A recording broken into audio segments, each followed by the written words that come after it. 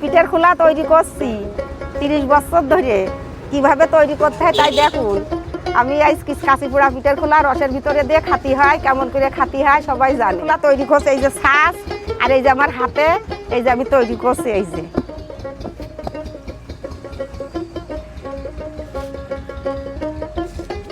এটা আপনি কত বছর ধরে তৈরি করতেছেন? এই 30 বছর। 30 বছর ধরে এটা তৈরি করে আসতেছেন? হ্যাঁ।